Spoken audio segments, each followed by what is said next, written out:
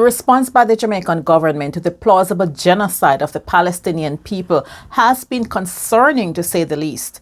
But a group of Jamaicans of conscience are letting their voices be heard. Jamaicans for Palestine are demanding that our government officially condemns Israel's actions against Palestine and break ties with that state. This includes revoking the credentials of all Israeli diplomats in Jamaica and closing the Israeli embassy. The Jamaican government should also publicly disclose all agreements and contracts that it has with Israeli investors and the Israeli government. Now, here's why this is important.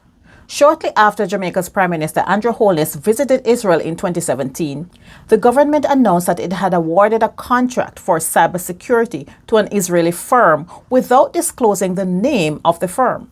Now, despite the government's assurances that Jamaicans had nothing to fear and that this company's services were retained to strengthen institutions against cyber attacks, no one seemed to be quite sure what the Israelis were in fact doing in Jamaica.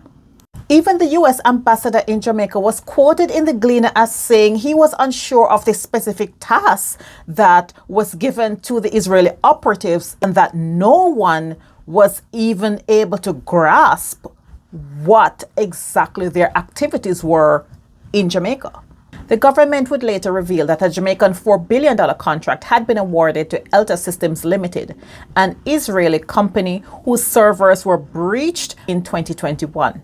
Recall too that the government has been engaging with Israeli consultants on the implementation of the National Identification System, known as NIDS, a surveillance system that our government has insisted on pushing forward with, even after a court ruled that aspects of it are in clear breach of the Jamaican Constitution. Now, why is our government so keen to engage with people who have developed some of the most oppressive surveillance systems in the world, such as the Pegasus software, that can spy on people through their mobile phones and even override encrypted apps like WhatsApp? And it's not just surveillance that we should be concerned about. When Holness visited Israel, he was accompanied by members from the National Water Commission and the National Water Resources Authority. And we know that there have been rumblings for some time regarding the privatization of Jamaica's water resources, which is very concerning considering that now we can see where at will Israel has been able to stop the flow of water into Gaza. And even before that, they have restricted the amount of water that was available to the people and made it illegal for people to catch rainwater. Rainwater, you know. Illegal to catch rainwater. Imagine that. These are the people that we would want to invest in our water resources.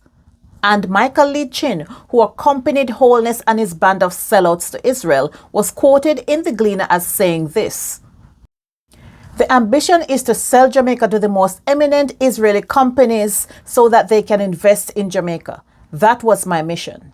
Now, I am not against investment, but when those investors have a track record of being cruel and withholding resources that people need to literally survive, then I have a problem. And here I also have to mention that this is not a JLP issue, because as far back as 2011, there is evidence of the government having conversations with the Israelis about Jamaica's energy and water resources.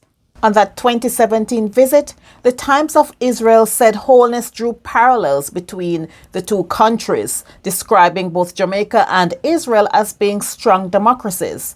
And I have to wonder how Jamaica, being a nation primarily inhabited by the descendants of enslaved people, a nation that emerged out of brutal colonization, how do we have parallels with a nation that has sought to brutally colonize a people? Kenneth Mohammed pointed out in a piece in The Guardian that we were not always like this, that Jamaica once stood on the right side of history when we rightly broke all trade ties with South Africa during the Apartheid era. When then Jamaican Prime Minister Norman Manley said, "The ban on trade with South Africa is a logical and proper act done in respect of a country which denies to its own people all the basic human rights and denies to colored people all over the world every right of human rights intercourse. It's a sad, sad state that our leaders seem to have forgotten that we are a country that was forged out of the fight for freedom from slavery and colonization.